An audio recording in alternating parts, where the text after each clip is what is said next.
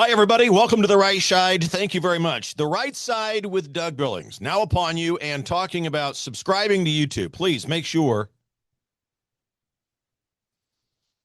Hi, everybody. Welcome to The Right Side. Doug Billings here with you. Thank you very much for being with me today from around the planet, coming to you from smack dab in the middle of the fruited plain. Please prayerfully consider heading over to dougbillings.us and contributing to the show over there and subscribe on YouTube. Find me at The Right Side Doug Billings, at The Right Side Doug Billings on YouTube. We're in this thing together, aren't we?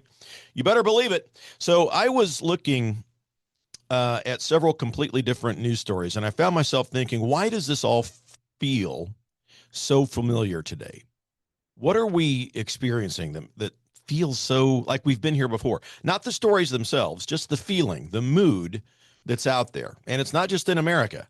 You know, the public reaction, the growing sense that something bigger is happening beneath the surface of all this. So a lot of things behind the headlines and between the lines of each story that we're reading.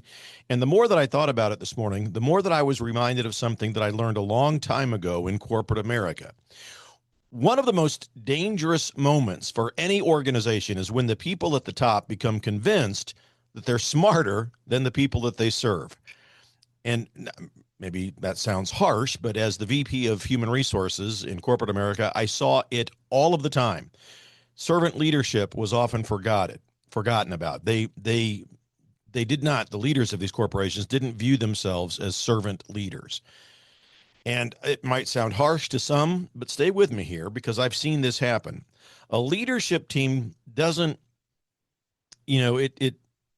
it doesn't exist to serve its own ends and its own means. A leadership team begins making decisions, right? We've all seen it 1,000 times.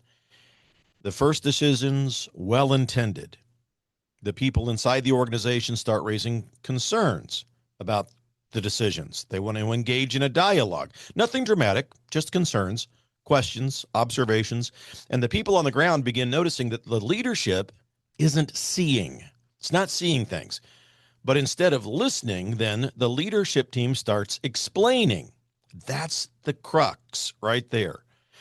And when they listen, they're not listening with the intent to understand. They're listening with the intent to respond. And there's a big difference there. And then leadership starts to lecture. Leadership starts to dismiss. And before long, the people closest to the problem begin to realize that nobody at the top is actually paying attention to anybody. And I've watched that happen. And I've watched what comes next. Trust begins to disappear. Not overnight, I grant you, but slowly and quietly, almost invisibly at first. People stop believing they're being heard. And people stop believing that their concerns matter. People stop believing that anyone in authority understands what they're experiencing or what they're talking about. And eventually, a gap begins to develop. On one side are people making decisions. On the other side are the people living with the consequences. Now, look, ladies and gentlemen, I think that's exactly what we've been watching throughout much of the Western world, not just in America, throughout the West. For years, ordinary people have been saying something doesn't quite feel right. And again, not everybody expressed it the same way, at the same time. Different people focus on different issues, but underneath of it all, there is a growing feeling that the people making decisions weren't listening anymore. Now, here's where it gets interesting, because the response from many leaders, it wasn't to listen more carefully. The response was to explain why the public was wrong. And that's always a dangerous moment, because reality doesn't disappear just because leaders disagree with it. Reality happens to be stubborn. Reality waits. Reality eventually will demand attention. And that's what I think we're witnessing right now. You know, when I was younger, I used to think that history changed because powerful people made important decisions. But the older I get, the more I realize that that's only part of the truth.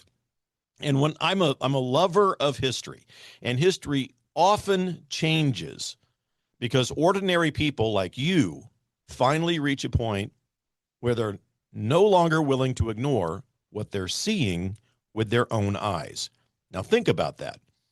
Most major political shifts don't begin inside government buildings. In America, they certainly don't begin in Washington, D.C. They begin around kitchen tables.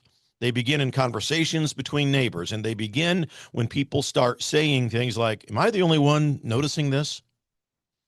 Then somebody else says, no, you're not.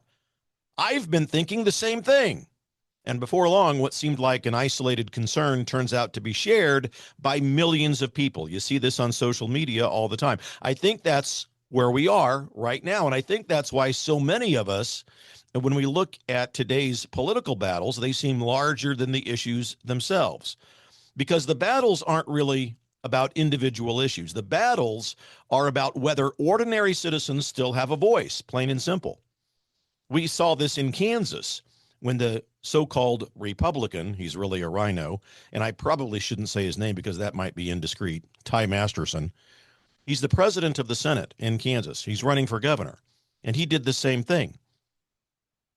The battles aren't about individual issues. They're about whether ordinary citizens have a voice. Ty Masterson took the voice away from the people when he engaged in a backroom closed-door meeting with Kansas Commune Socialist, formerly known as Democrat Governor Laura Kelly. And he didn't give the people of Kansas a voice or a vote on the Chiefs deal that brought the Chiefs from Missouri to Kansas. And persons like that, political figures like that, certainly don't deserve the reward of higher office. But that's the real fight. Not whether one policy wins or loses, not whether one politician wins or loses, but it's whether citizens still matter, whether their concerns still matter, whether reality still matters. And here's why I find all of this encouraging, because throughout history, whenever citizens become re-engaged, positive change usually follows. Now, it might be messy change, it might be imperfect change, it might be frustrating change, but it's change nonetheless. And that's why I don't view this moment in America and in the Western world a crisis. I view it as a correction, a society correcting its course, a culture rediscovering its first principles, and a citizenry that's rediscovering its voice. You know, one of the greatest myths of modern politics is the idea that ordinary people are powerless. Well, I don't believe that. I know that you don't believe that. I've never believed it. In fact, I think history proves the exact opposite. The most powerful force in any free society is not government. It's an informed, engaged citizenry. That's why you'll notice so often that the Commune Socialist, formerly known as Democrat, Party in America and around the world wants to silence you and keep you stupid, inflict chaos. And I see it happening across America today. I see this as evidence that more people are paying attention. More people than ever before are waking up. They're asking questions. They're challenging assumptions. They're demanding accountability. Not because they hate their country, because they love it. Not because they're giving up hope, because they still have hope. And that's a very important distinction. People don't fight for things they don't care about. People don't invest in things that they've abandoned. And people don't sacrifice for causes they consider lost. The fact that so many Americans and people who are conservative natured around the world remain so engaged tells me something important. It tells me that they still believe that in America's case, America is worth saving. And I agree with them. And that's why I believe that we've entered into what I call the sovereignty era. It's not because a politician announced it. It's not because, a think tank endorsed it, but it's because millions of ordinary people have decided that their voice matters. And when enough citizens reach that conclusion, history has a habit of changing direction.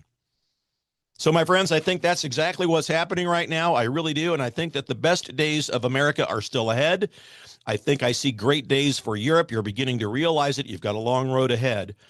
As I said, please prayerfully consider contributing to the program over at dougbillings.us. Subscribe on YouTube at The Right Side Doug Billings, because we're in this thing together, ladies and gentlemen. Believe it. For the Republic. Cheers.